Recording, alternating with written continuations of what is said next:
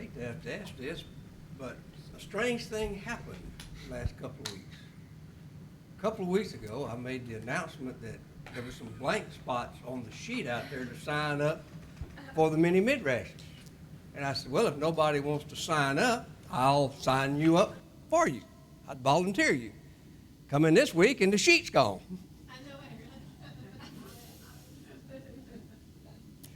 We got to work on this, right? Did anybody have anything for the mini mid-rash this week or they'd like to share before I get started?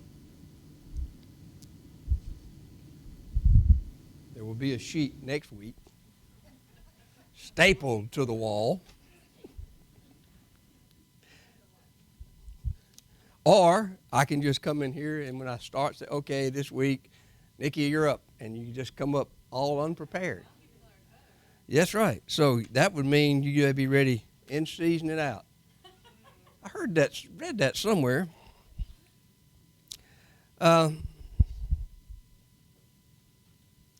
We are in a very interesting parsha this week. Begins in Bamidbar chapter, or Numbers chapter 16. Let me get there so I can be on the same page with you. And coming on the heels of the children of Israel rebelling and refusing to cross over and take the land that they had been promised as an inheritance, comes another series of rebellions. Although the word rebellion is not really used in this week's parsha, that's what it boils down to. Was a series of rebellion that would take the lives of several thousand more Israelites, all in the course of just 3 days. Parsha Korach begins with the first of these two rebellions, first two of these three rebellions. Korach is and he is from Kohath, okay, a Levite, and he took both Dathan and Abiram, sons of Peleth, and the sons of Reuben. There was also one mentioned called On, along with 250 leaders of the congregation of the assembly, and they assembled against Moshe. Right there we get tidings of bad news. Some of the leaders had come to assemble against Moshe. Kahal, the assembly. So that suggests anyway that most, if not all, of the assembly was there behind them. Okay?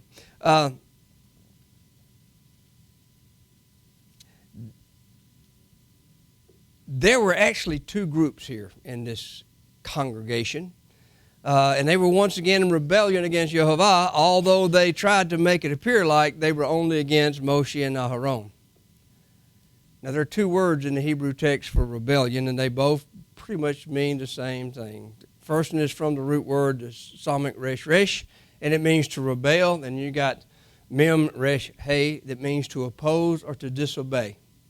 So that kind of sums up what's going on here. They are opposed to the leaders that Yehovah. Yes, ma'am. Do we know how far along they were in their wandering?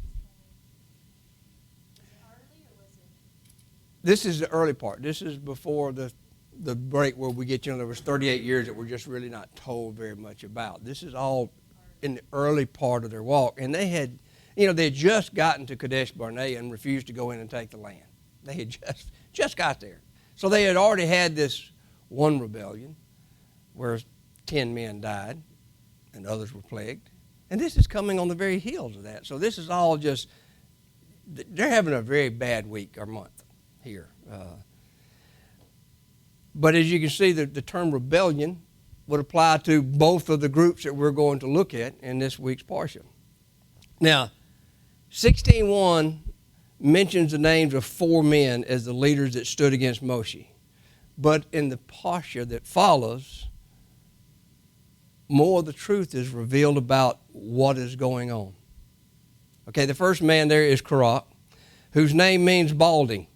If you go to Leviticus chapter 21:5, it's make a bald spot on your head. That's where this root word comes from. He's a son of Levi, and he emerges as the true instigator of both the rebellions in this part of chapter 16. Then you had On ben Peleth, who was the son of Reuben, who's not mentioned anymore. Seems he may have paid attention to the things Moshe had said and withdrew from those that were coming up against Moshe. Traditional thought is that On's wife intervened and said, what do you think you're doing? Even if the rebellion goes through, you think they're going to let you have a position up there? So the tradition is that even people were recognizing what was really going on here. Now, Dathan and Aviram, both of the sons of Reuben would side with Korach, but for different reasons. They both had their own thoughts about why things weren't going so well. Now, their initial complaint in verse 3 was to Moshe and Aaron. And listen to the word there. Enough of you. For all the congregation is set apart, all of them. And Yehovah is in their midst. Why then do you lift yourselves up above the assembly of Yehovah? Now in verse 3, Aaron's name is added, which sets the basis for the first of the two rebellions. It's kind of interesting to me that they would stand up and say, enough of you, Moshe. Don't you see this whole congregation is set apart and Yehovah's in our midst? And yet he'd just declared to them that everybody 20 years old and older was going to die in the wilderness. How set apart could they have been? Well, I guess they were set apart to die in the wilderness. Maybe that's what they were referring to. But you start getting a glimpse of what lies in store for people who would knowingly and wantonly disobey the word of Yehovah, as we'll see. Now, the first rebellion was against Moshe, the leader of the children of Israel, that Yehovah Elohim had chosen. He is the one who had delivered them to from Egypt, and was to bring him into the land of Israel, or as it would soon be known. The second was against Aharon, who was the high priest. He was the leader of the priesthood of Israel. Okay, so really we have two things going on here. One against Moshe, one against Aharon. Now in verses 4 through 11, and this was without being told that we know of, Moshe knew what was in the heart of Korach and those 250 men. They were Levites. His response was for the 250 men and Aaron to take their fire holders, put fire on them, and bring incense offering before Yehovah the next morning. And the one whom Yehovah chose would be the set-apart one to lead the priesthood. You see the obvious question that wasn't asked here? I mean, imagine standing there and Moshe said, okay, bring your fire pans, put fire on them, bring the incense, and the one that Yehovah chooses will be the one who leads the priesthood. Nobody asked, well, how are we going to know who he chooses?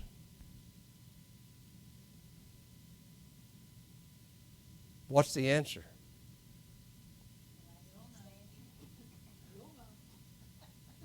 They already knew the answer.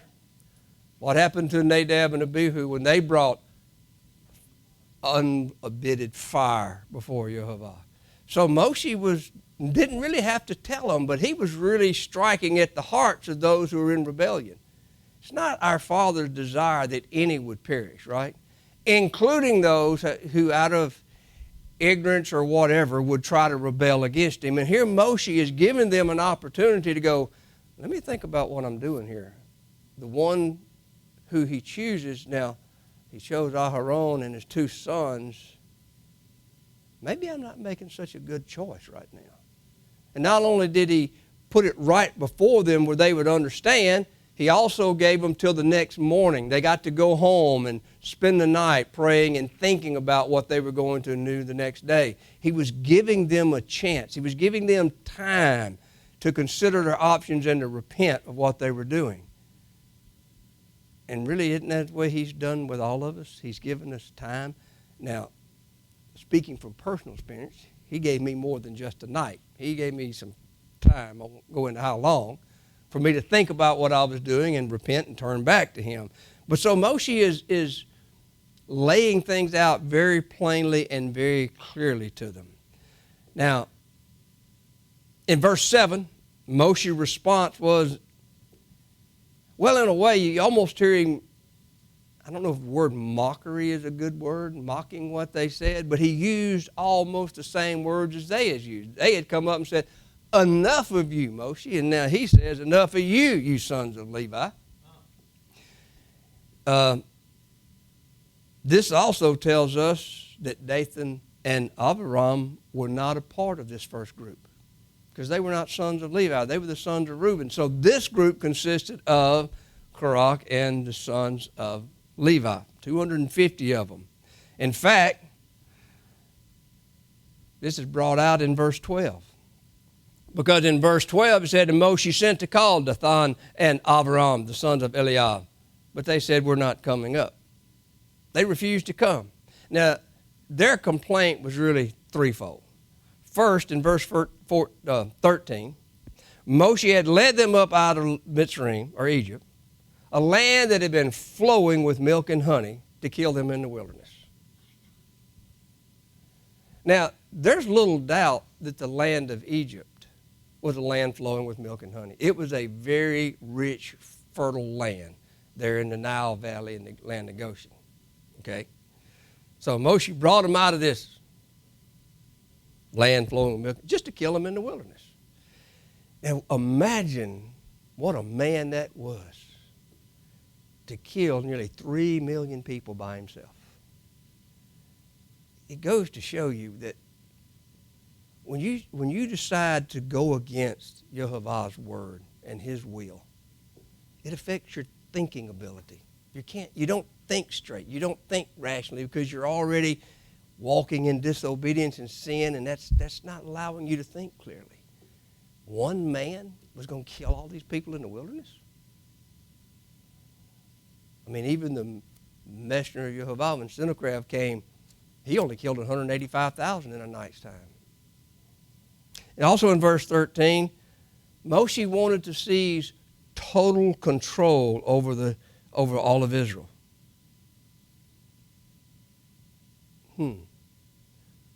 What does it mean by total control? And who had told Dathan and Abiram that Moshe wanted to take total control? Total control would admit not just the leadership from the secular standpoint. Total control would include control of the priesthood as well. So they are saying, so you want control of everything. You wanted to be the leader of everything, including the priesthood. I wonder if Korach planted that thought in their mind. Because Moshe had never mentioned about being in the priesthood, although he did have access to the holy place because he was a Levite of Aaron's lineage, his brother. But the third thing was, Moshe had not brought them into the land of their inheritance, another land flowing with milk and honey and fields and vineyards. So they were just not happy with anything. Here they were, stuck between two lands, both lands flowing with milk and honey, one a land of slavery and bondage that they seemed to forget about, and the other a land of freedom. So Dathan and Abiram responded. Now, it's a little different, because I've studied this verse a lot. Would you bore out the eyes of these men? We're not coming up. So in the Septuagint, it makes it a little clearer. Would you have bore out the eyes of these men? Even if you had led us into a land flowing with milk and honey, had given us an allotment of the land and vineyards, you would have cut out the eyes of these men. They were just really not happy with Moshe. So we're not coming up. What was their problem with Moshe? Go ahead. The real problem is that they wanted to control because in 3 he's talking about the whole assembly, all the congregation is set apart, but he don't care about the congregation. No. It's just him and his people. He had an agenda. There was a conspiracy going on. So conspiracies go back a long way. Yeah. because it said, nor given us inheritance of the fields and vineyards. Like, they weren't happy that they weren't getting an inheritance. Like, they had a problem with that. Yeah, because we can't go into the land. But wait a minute. That brings it down to the very root of the problem that Dathan and Abiram had. They were blaming Moshe for their own failure. They were the ones that had refused to go in and take the land and receive their inheritance from Yehovah. But they wanted to blame somebody else. You ever met people like that? That they want to blame somebody else for their troubles when it all boils down to it. It was their own decisions, their own fault, their own sins that got them into trouble. If you want to see some more stories of that, we have a bookload of them here. People have a tendency to not want to accept responsibility for their bad decisions, mistakes, sins, and repent. They want to blame it on somebody else. Very famous one. It was that woman you gave me. No, Adam. It was you. So, anyway, here they go. And Moshe tells them in he tells them later on, when he's responding to Yehovah, he said, I've never taken anything from them. So don't respect their offering. Now that word offering there is mincha. And you're familiar with remember what the mincha offering was from Leviticus chapter 2? It was the voluntary grain offering a person could bring before Yehovah as a thanksgiving offering or for various reasons. And so Moshe was saying, don't accept their voluntary grain offerings when they bring them. But he wasn't saying don't bring their reject their offerings for sin if they had repented. He's saying no, their voluntary offerings they're bringing, they're being hypocrites here. Don't respect their mincha, their offerings. Well, this sets the stage because everything would be decided the next day in these two rebellions. In verse 16, we find out that the 250 men, Korach and Aharon, gathered as commanded before the tent of meeting with their fire holders and their incense. And then in verse 19, we're told, then the esteem, the kavod, the heaviness, the weightiness, the importance of Yehovah appeared to all the congregation. Now that caught my attention. They are in the wilderness. And the presence of Yehovah, where was the presence of Yehovah at this time? Column of cloud by day and a fire by night, right? Constantly in view of the entire assembly of Israel. I mean, the story is that, the cloud gave them, cover from the heat during the time, and the fire gave them warmth at night. So he was there. They could see this presence of Yehovah. So who or what or who was the glory, the kavod, that came down and appeared to all the children of Israel if he was already there? It's just one of those points where you stop and think. There was I think it was from being in a column to dispersing out over the people, and then like when we read in the plagues about it being dark, it's a glory, it's a pressure that you can physically feel. Mm-hmm. Imagine what that would have been like. Shouldn't that have been a wake-up call? See, we're in open rebellion against Yehovah. We're coming against the leaders he posed, but he's on our side and he's going to bless us. Sometimes it's hard to believe how.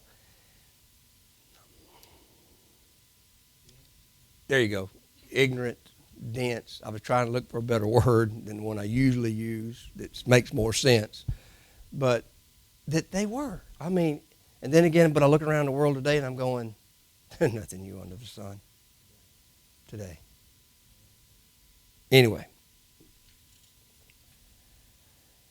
in verses 21 and 22, Yehovah responded, and he spoke to Moshe and Aharon. Separate yourselves from the midst of this congregation and let me consume them in a moment. But they fell on their faces and said, O Elohim of the spirits of all flesh, when one man sins, are you wroth with the whole congregation? With all the congregation. Now, given that there's between 2.5 to 3 million people out here in the wilderness, and you've got Korach, Dathan, and Aviram, and 250 Levites that are rebelling against Israel. So that's 253 people, right, out of 3 million. That is such a really small percentage, right? Way less than that, really, if you stop and think. John can tell us.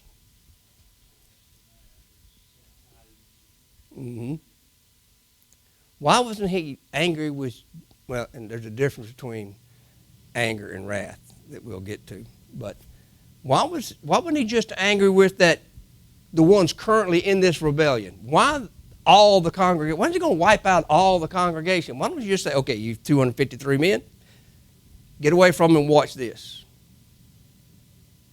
Why? Why all the congregation? There's a lesson in this, I'm telling you. Remember the sin of the golden calf? Remember there were only 3,000 there? And those 3,000 died? But the entire rest of the congregation was plagued because they turned a blind eye. Oh, but what about the tribe of Levi? They weren't plagued. They were perhaps plagued the worst and the hardest. Remember what they were commanded to do? Draw your swords. Pass among your brothers and your families, the tribes, and kill them. I don't think Levi was happy about that. I don't think he rejoiced in doing it. I think they realized. Yeah, it's something that had to be done to stop it. And so here we are now.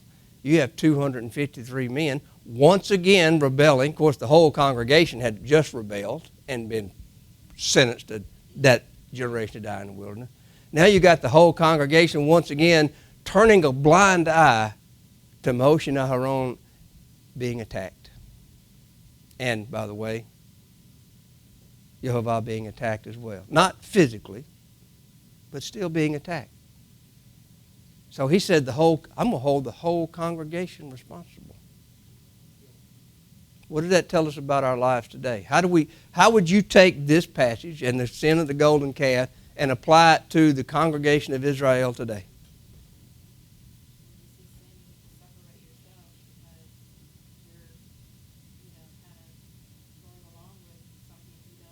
They're the ones who's got to be separated. When somebody is sinning within the congregation of Israel, it's the responsibility of the congregation to go to that person and say, repent, turn back, or leave. Because Yehovah is going to hold us responsible. The prophets bear that out. If you see somebody sinning and you don't speak up, you're going to share in the punishment. So, Moshe intervened, and in response to his intervention, Yehovah agreed to act only against those participating in the rebellion. One man, falling on his face, interceding for a congregation, and the Father responded. Didn't we read somewhere about the prayer of a righteous man availeth much? We need some righteous men and women today standing up and intervening. Is that to the righteous people that's walking? To the righteous people that's walking? Or would we say, are we accountable for the world that's not got anything to do with the church? I think that's separate. They're separate. Still our responsibility to try to reach them. But when they stand up and claim to be walking in the same covenant as we are, having the confession of guarding the commandments of Elohim and the testimony of Messiah as our Redeemer, when they're walking in our group, among the children of Israel, with those claiming that but sinning, they're destroying the testimony and the light that we're called to be. So they're the ones we have to address. Of course, we can't kick out the sinners who are out there in the world sinning. They're not even in there first. We're the ones that we're supposed to be going to them to bring them in. Yeah. So he said to separate from the tents of Korach, Dathan, and Abiram. All of these were camped on the south side of the tabernacle, by the way, right? The sons of Reuben and Kohath in the south side. And then Moshe explained what was going to happen. If Yehovah creates something never heard of before, the earth opening its mouth and swallowing up these three men, they and their families and their possessions go alive down in the ground, then all the congregation would know that these three men had scorned Yod-Heh-Vav-Heh. That's right. Now the word created used in that verse is bara. Same word as created that's used in Genesis 1:1. And that's been translated and said that he's created something out of nothing. But the correct understanding of the word bara, he created something that has never been seen before, never existed before. Of course, the earth was there. It's the first time we have a record of it opening up and swallowing people and then closing back up. There's been earthquakes that's happened that opened up, people fell in, but it, So anyway, this is a remarkable thing, which is exactly what happened. And when the people saw it, they turned and fled, fearing they would be consumed as well. What did that tell you? Yep. They knew they were guilty of something. All of a sudden, they had that aha moment. Wait a minute. The golden calf, we turned our back. So they didn't know that they weren't going to be swallowed up too. I mean, after all, he did say they would die in the wilderness, right? So they were running from it. And when this happened, fire came out from Yod-Heh-Vav-Heh and consumed the 250 men who were offering incense. Shouldn't that have been 251 men if Korach was with them?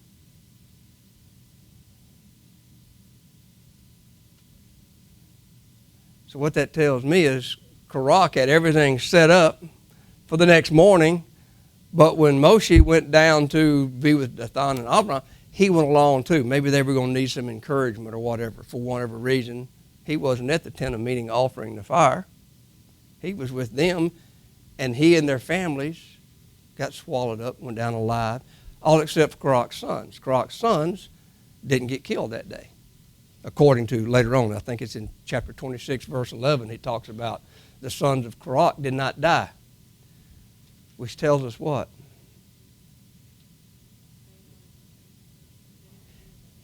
They didn't participate in their father's rebellion against Yehovah. Were they younger than 20? Hmm? Were they younger than 20? Could be.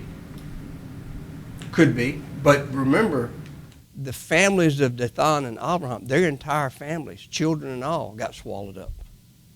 See, even their livestock got swallowed up. So it indicates here pretty clearly that the sons of Korach said, wait a minute, just like On had done, and didn't participate in it. But sadly, that's not the end of this story. Because the next day is the third rebellion. The next day. Now, I mean, the entire congregation had rebelled. 10 men had died. Then they came this two rebellions one day, and at least 253 men died. But we don't know how many wives and children and sons and daughters went along with that. And then the next day, all the congregation grumbled against Moshe and against Aharon, saying, you have killed the people of Yehovah. They're blaming Moshe and Aharon for what? Who had done? I mean, once again, we see how walking in disobedience and sin and not having the true testimony of Messiah affects a person's thinking. I mean, think about it if you had been there and you were not swallowed up. But you're going against Moshe and Aaron, and you're going against two people you're claiming caused the earth to open up and swallow a bunch of people and close back up. And you're going to be dense enough to go back and accuse them and say, I mean, what are you going to stand on? You'd be going, is the earth going to open up again? They weren't thinking. I mean, sin and disobedience affects the way a person thinks. Now, there was a teaching in yeshiva, when I was in yeshiva, that when you start to eat something unclean, it starts affecting your mind, and so it gets easier and easier, and you get further and further away from what the Father said, and it ceases to matter as much. Just eating something unclean. Well, I shouldn't say just eating something unclean. That's a pretty big deal. But it just goes to show you that we've failed to realize that once a person sins, it starts affecting the way we see things, the way we do things. Now, they failed to acknowledge Yah's hand in his judgment against his people when the earth opened up and swallowed them. Moses didn't speak them words when it happened. Moses didn't say them words before the earth, let the earth open and swallow you up. Yeah, he did. He did say that? He said, let me see. But if Yehovah creates what is unheard of, and the earth opens its mouth and swallows them up with all that belongs to them, and they go down alive into the grave, then you shall know that these men have scorned Yehovah. Whew. That was in verse 30, chapter 16, verse 30. But that got me to thinking. We have earthquakes today, right? And floods, and tsunamis, and fires, snowstorms. And we blame man or Mother Nature.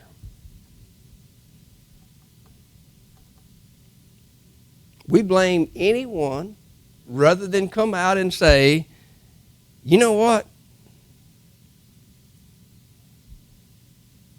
This may be from our Creator.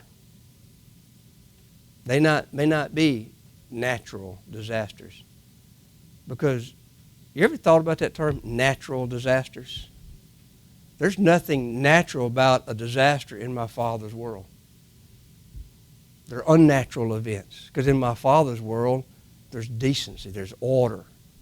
Everything responds to His command. We don't have all these crazy things going on with floods and earthquakes and everything else. So if they're not in my Father's world, why do we want to blame man? I mean, to some degree because of sin. But how does Mother Nature get drug in on this?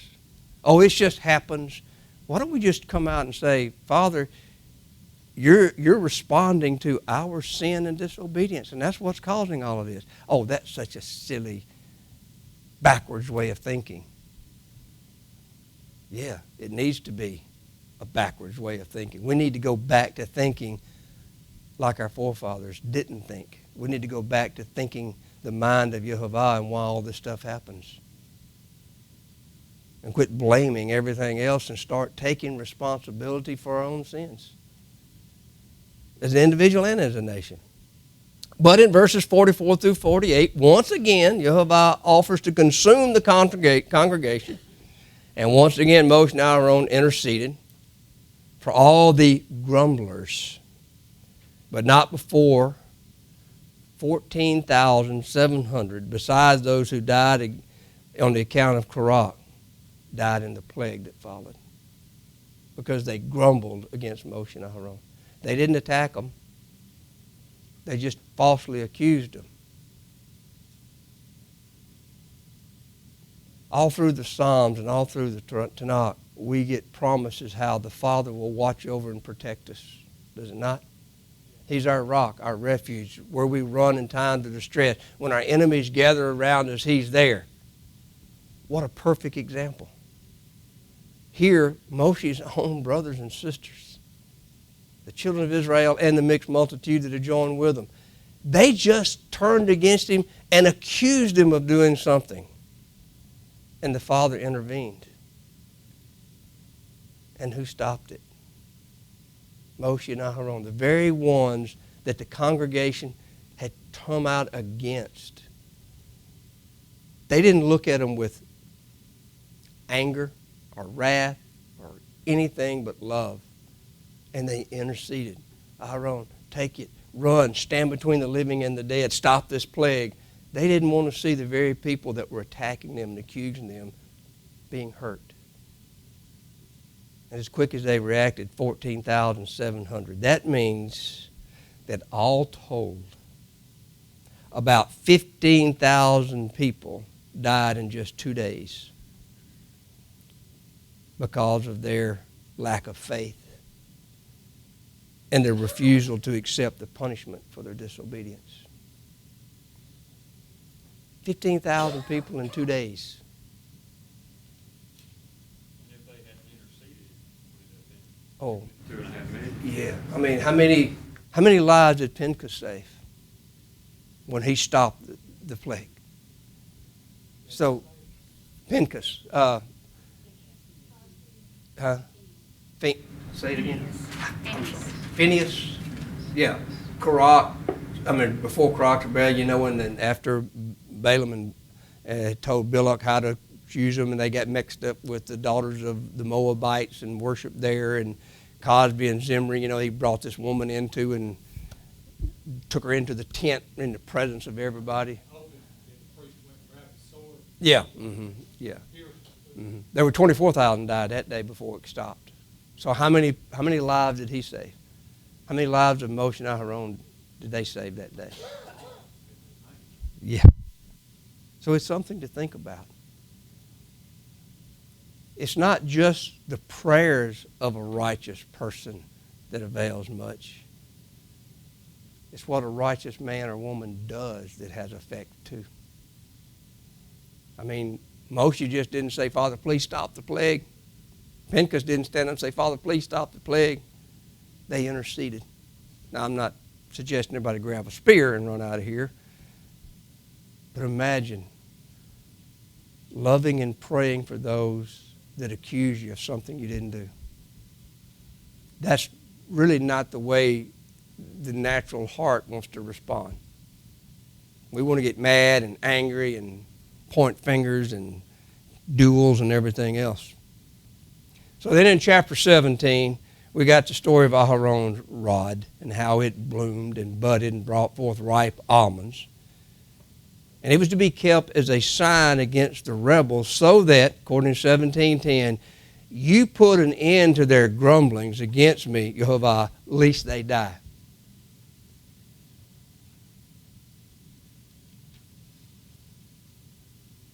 In 17:5 it says, and it shall be that the rod of the man whom I choose buds, and I shall rid myself of the grumblings of the children of Israel, which they grumble against you.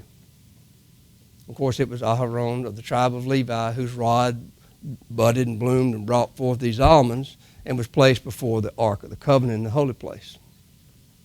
Chapter 18 is pretty much instructions for the priesthood. But I kept going back to this. You put an end to their grumblings, lest they die. Grumbling against Yehovah's chosen leaders is actually grumbling against him. So I went and dug up and did a little research. And as I've studied this from the time they got to Kadesh Barnea up until now, you run across words like murmuring and complaining and grumbling, and we tend to loop it all together. But murmuring is from the word, it's the hay, the mem, and the hay, and it means to be agitated or to agitate others and make a lot of noise. And then you have complaining, which is from the Aleph Nun Nun, and it means to mourn a loss of something. Oh, when we were in the land of Egypt, we had this to eat and that to eat. Now we have we got is this manna stuff. That's mourning the loss of something. That's complaining. But then you have grumblers. And it's very similar to the root word for complaining. It's a lamed nun. And it means to demand redress for the problem. To demand redress. In other words, you're demanding somebody fix this problem.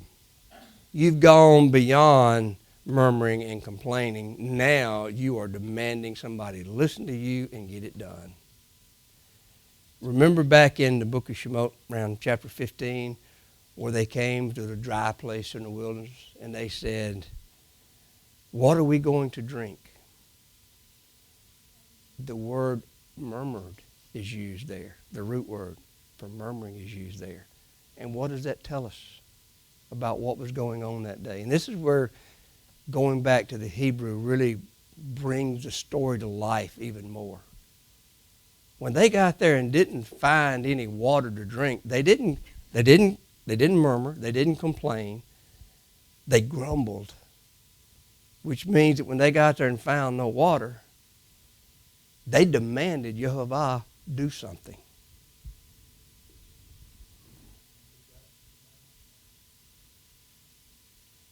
They grumbled. Now, I'm sure it started with a murmur. Then there was a complaint. And then it was a grumbling. When you really think about it, that's the way a lot of trouble starts in the world today. Somebody's not satisfied with something, they begin to murmur under their breath, and then somebody hears them. Before long, that grows into a complaint. Before long, it's grumbling. You don't do that against Jehovah. That's a total lack of faith, a total lack of disrespect, total lack of love for our Father. And it comes with some very dire consequences. Jehovah himself said, put an end to their grumblings against me, lest they die. If a person falls away from keeping God's word, it will eventually affect his thinking. I think that's pretty obvious. He may, probably will, become skeptical, even doubtful of Yah's commandments.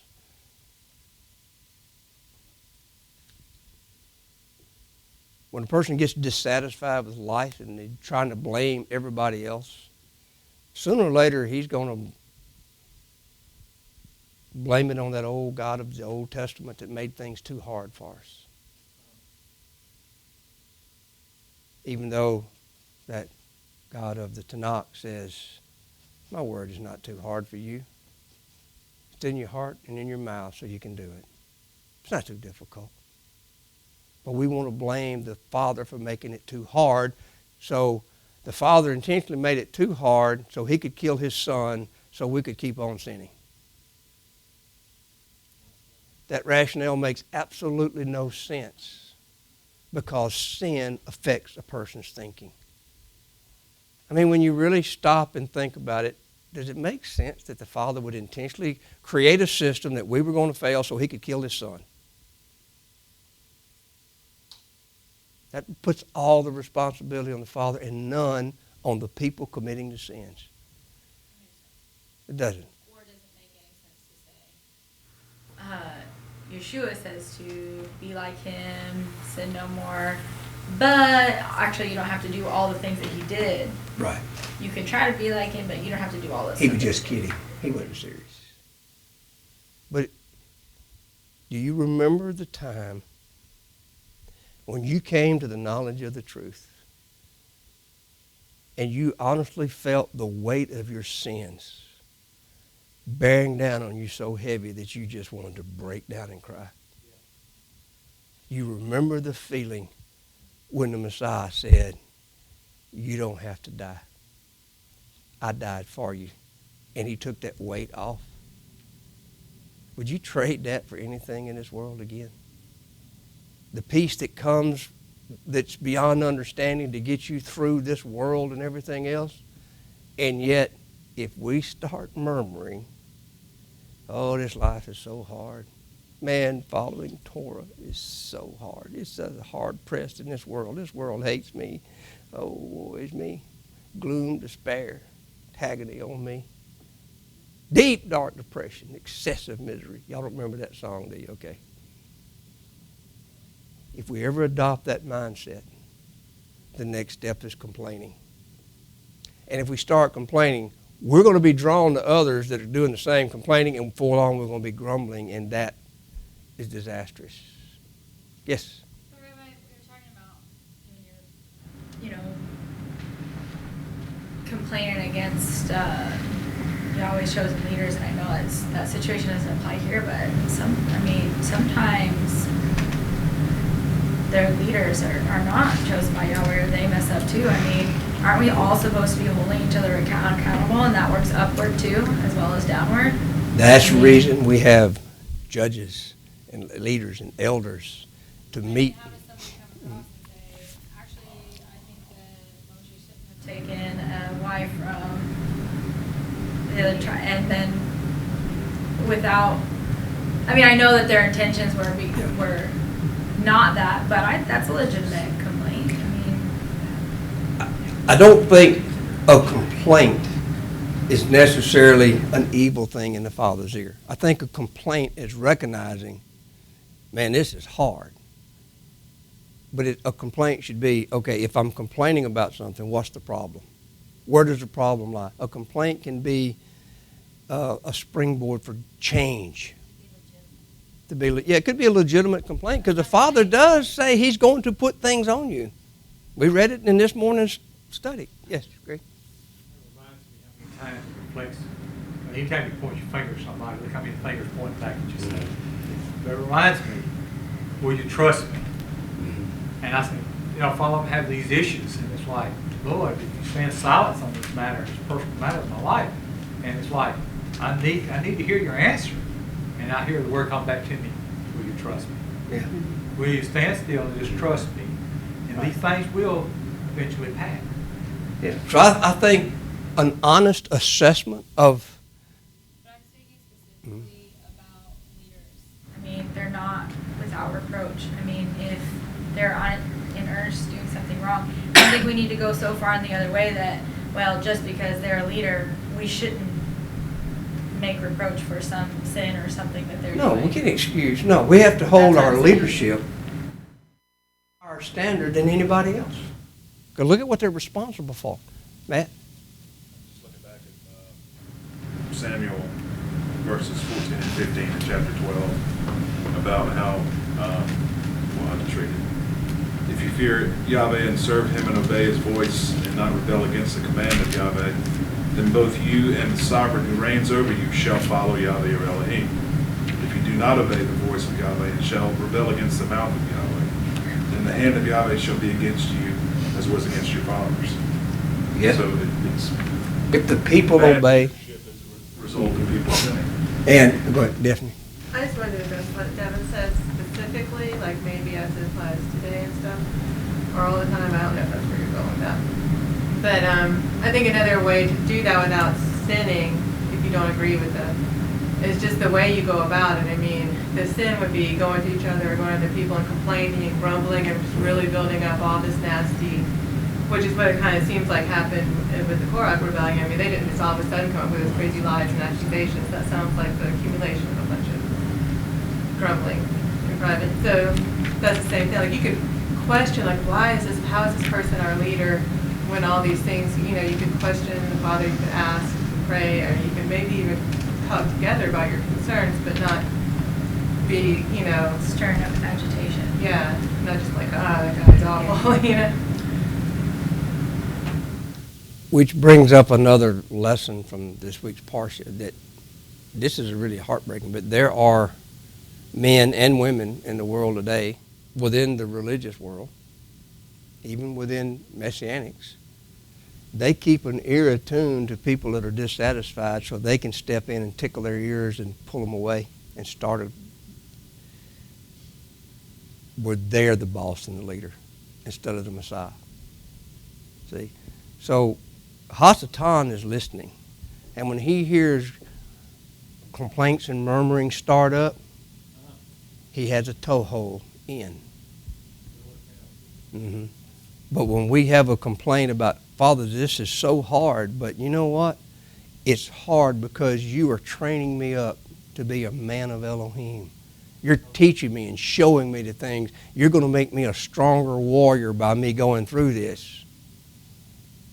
Well, that stops the murmuring and complaining and grumbling. But what we have to realize is that things like envy, rage, jealousy, vanity, which is apparent in all three of these rebellions, okay? But there is much a violation of Yah's commandments as it is to go eat something that's unclean. We're warned against rage. We're warned against vanity. We're warned against jealousy and coveting. Pride. But we don't stop to think that, well, those are emotional things. Those aren't concrete things that we can touch and feel. You know, like this or that, stealing something. But we got to realize that the heart,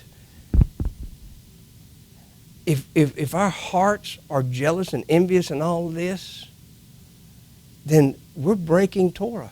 We're breaking Yah's commandments. Because he tells us not to be that way. Now, what's the difference between fear and anger? Is there a difference between, not fear and anger and rage? Is it a sin to be angry? No. He says be angry and sin not. Messiah was angry at times in his life, you know, but he didn't sin. And that's the word chama, and it basically means warm. You know how you talk about, oh, he's so hot, he's so mad about that, he's burning. That's where it comes from. That's where chama, that means to be warm. That's the word for anger. But the word, excuse me, I'll take that back. I got it backwards. That's the word for rage. You get so hot that you blow up. You lose control. That's rage. Anger is from the Olive Noon final page. That means to just express inner feelings about being angry about something. That's the reason Messiah warned us, be angry and sin not. Don't let your anger turn into wrath or rage to where you're acting on your anger. That's where the sin comes in. But that's breaking God's commandments too. Yeshua became angry not because of any pride or anything with him.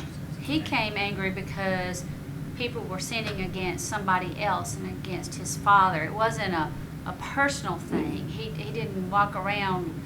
I mean, he had the opportunity to become angry the way people treated him, but he didn't. He didn't let pride stand in the way. So when he got angry, it was not a self thing. He was angry because our Father's will was being thwarted. Because people in the temple, religious leaders and businessmen were taking advantage of the poor and the needy, and he cleaned them out. Didn't let pride get into it. It wasn't because he was just mad because No. somebody kicked him off. So he got angry and didn't sin. If he'd have done it out of pride, it would have been a whole different ballgame, but the Messiah would have never done that. So, I mean, we all are going to have periods in our life when we get angry about something. Is that safe to say? But anger, like fear, can be a springboard to go do something to fix a problem. See? But when you take it and make it personal, it's just going to destroy you and eat you up. So today, and we'll round this up now, but today we look back over the centuries and we see the judgments, Israel, and there again, that's our people, our forefathers. Whether descendant of Abraham or a mixed multitude, we look back at what our forefathers did because of their lack of faith and disobeying God's word and his will, which does contribute rebelling. And are we, this generation, are we so naive that we believe that he won't judge us if we murmur and complain and grumble and refuse to obey what he says? I mean, where do we get this idea that we got a carte blanche that we're different than our forefathers were? Because the Messiah came, and then we have a a level of forgiveness that wasn't available to people before the Messiah came? Messiah's been here before man was here. He's no respecter of persons. If our forefathers grumbled and complained because they didn't like what was happening, because they were failing and disobeying, and they were punished for it, are we really going to believe that we're somehow not going to be punished when we do the same things they did and refuse to obey, refuse to go do the things he told us to do, and murmur and complain about having to do them because he's so hard and so mean, and it's us failing him, not him failing us? News for you, the judgment is there. And the closer you get to him, the more you grow in this walk, the more you're going to be held accountable for doing. Now, in the wilderness, our forefathers stood at a crossroads.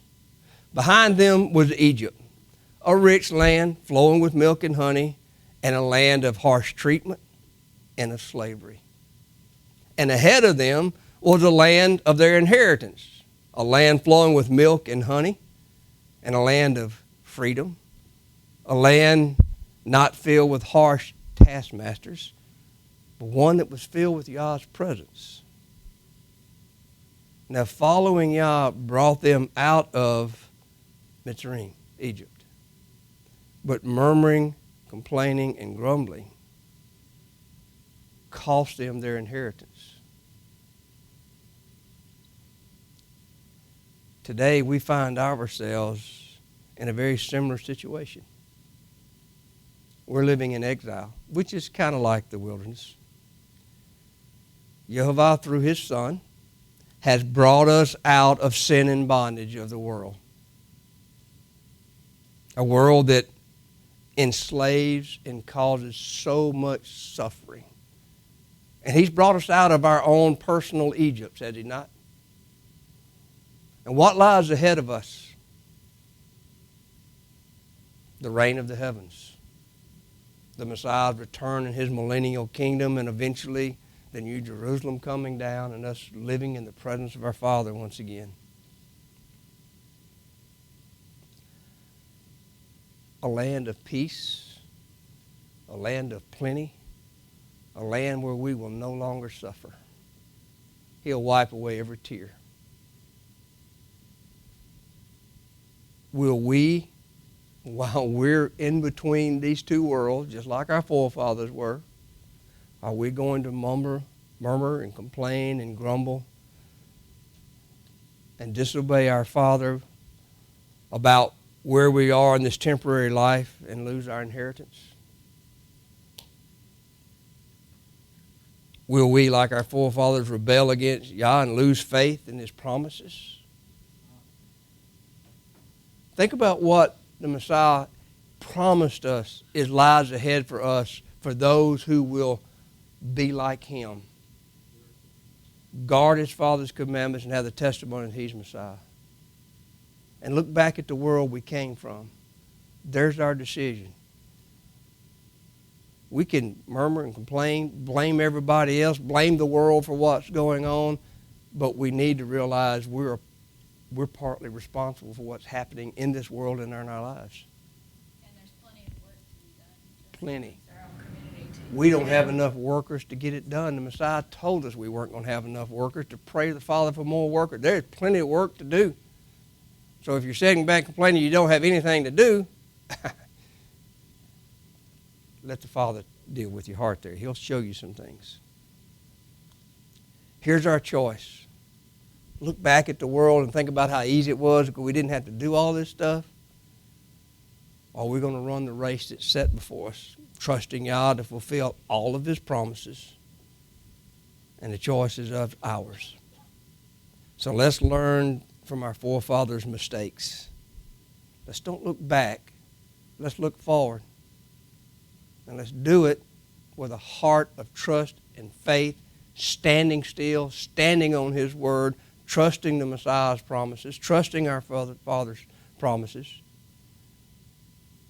And let's cut the murmuring and the grumbling. Let's get it out of the house of Israel. Let's stand together as brothers and sisters. And instead of causing divisions like Korach and Dathan and Abraham and those 10 men that came back with false reports and so many other people, instead of allowing division and people not being happy because they didn't get what they want, let's realize who this is all about. Who is this all about?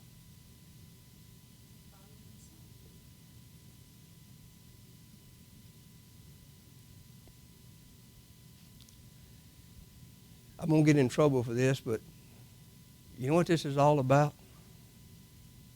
It's about us. Our Father loves us so much, He gave His Son. It's about us and how much our Father loved us. We're His creation. We're His children.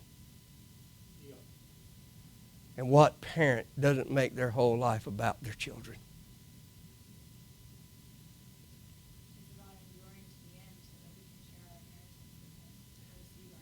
So we can be the children He can be proud of. The children that can crawl up in His lap and love Him. The children who He throws His arms open and says, "Come here, child." Not necessarily because we're hurt, because He just loves us and wants to hug us. We're engraved in the palm of His hands. The Father loves you. But it's about what He wants, not what we want. He knows what will destroy us. And if He doesn't hold us to that line, we will destroy ourselves. He has to step in and intervene because He loves us, because He doesn't want to see us destroy ourselves. We've got to do it we've got to trust our Father that He knows what's best for us. May not always see it that way. We may think it's too hard sometimes, but that's where faith comes in. So yeah, it is all about my Father, and it's all about His Son who willingly gave up His life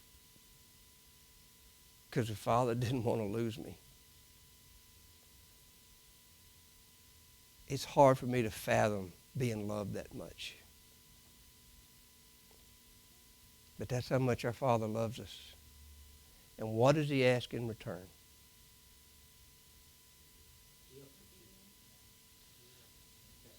Micah 6:8. Somebody flip there real quick.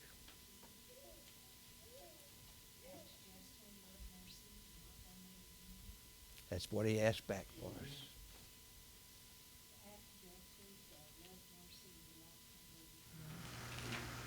And to do that, you've got His commandments, have the testimony on the side, because they go hand in hand. So with that, I'm going to say Shabbat Shalom. And I'll be asking you for your thoughts and comments.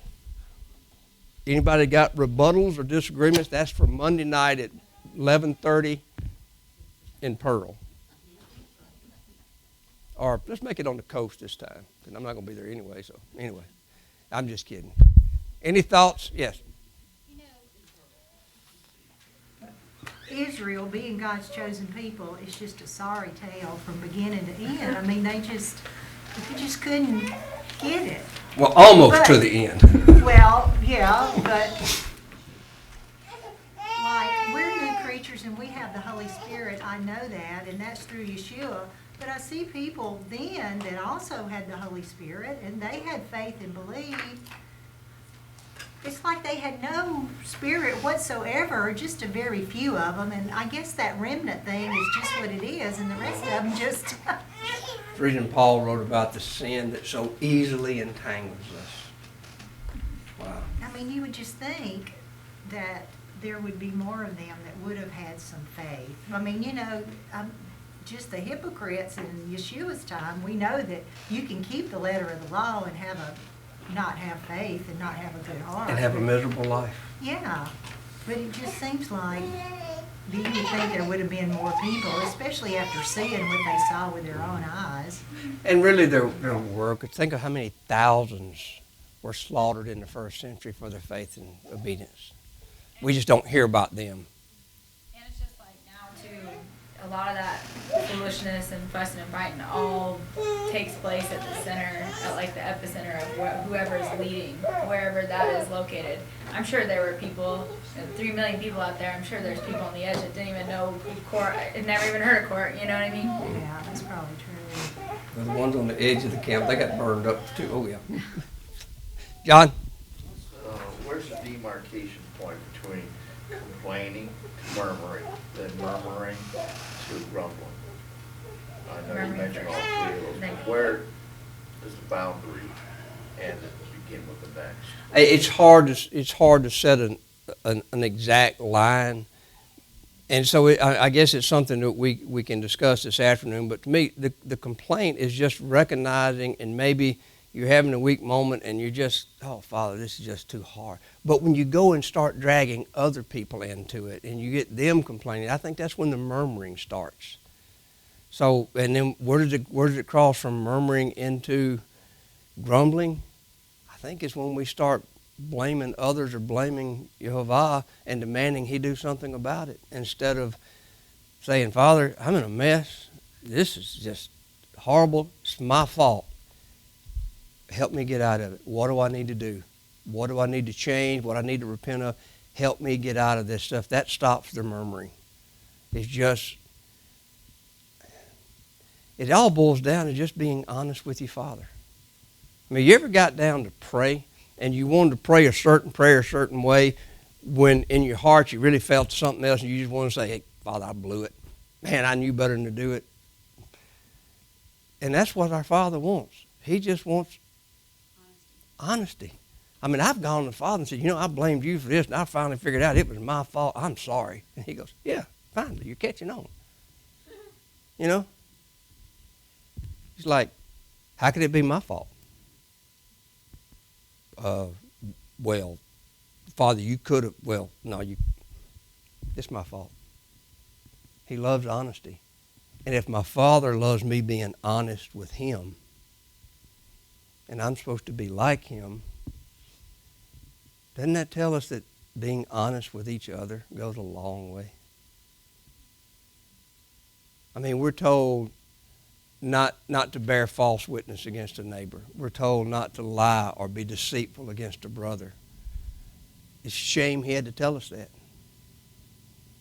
He did tell us to love our neighbor as ourselves. Well, why couldn't he have just come out and said, be honest with each other? We rewrote the meaning of honest. So he lined it out for us how to be that way. Anything else? Is Lashon the same as Lashon Hara, or is that Lashon different? is the tongue. Right. Mhm. But it's the grumbling Evil and the tongue. complaining, that's that, right? Mhm. Because I know that's a big, That's voicing. That's speaking it. Be slow to speak. Think about what you're saying. Yeah. Because you go from just speaking to Lashon Hara, the evil tongue. That's your point. I got it. I got your point. Wow, it hit me. Yeah. Anything else?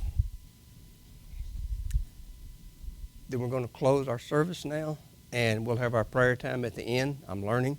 So if you will join us for the repetition, Shema, please stand.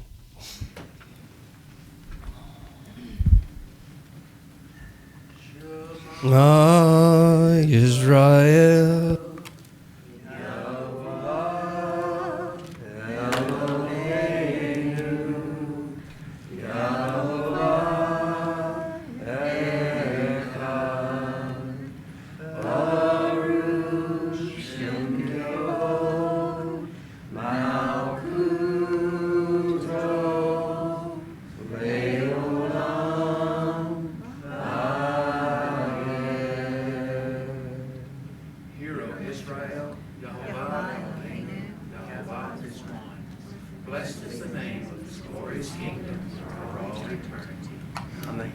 You may be seated.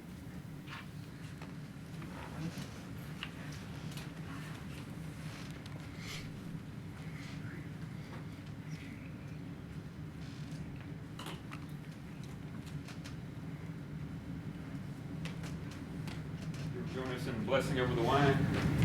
Baruch atah Yehovah, Eloheinu melech haolam, Borei brit hagafen, Omein. Blessed are you, Yahweh Elohim, King of the universe, who creates the fruit of the vine. Nope. And over the bread. Baruch atah Yehovah, Eloheinu melech haolam, Hamotzi lakom min haaretz, Omein. Blessed are you, Yahweh Elohim, King of the universe, who brings forth bread from the earth.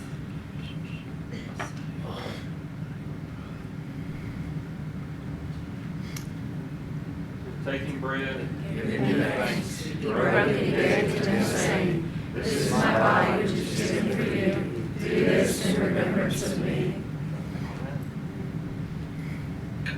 And the bread and wine will be there if you would like to partake of it after service is over. But remember, you don't eat the bread because it tastes good or because you're hungry. You go up there and you break the bread and partake of the grapevine in remembrance of what the Messiah did for us. So.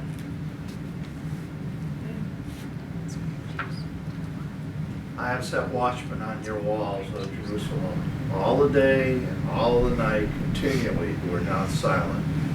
You who remember Yehovah, give yourselves no rest, and give him no rest until he establishes, until he makes Jerusalem a praise and all in the earth. Yeshua, we come to you thanking you for bringing us here, and be with the people in Jerusalem, be with the people of the nation state of Israel, that you will have a major ingathering of your people to that land. May they make Aliyah from Nazi Germany, from Vichy France, and from heathenistic England. They will come and find relief in your land from the ravages of the Muslims in those three countries. Yeshua, we thank you for Israel. We thank you for your prophecy that you will come back and rule and reign over us. Yeshua, we thank you for our health. Guide us in the days to come with good health, spiritual, physical, and mental. And give us traveling mercies on the way home. You will watch over us and prevent us from car wrecks. In your name we pray. Amen. Amen. Please stand and we will close with the Aaronic benediction. Yivarekah Yehovah, Beishmerekah, Yair Yehovah, Adonai Be'yunekah, Yisrael Yehovah, Yehovah,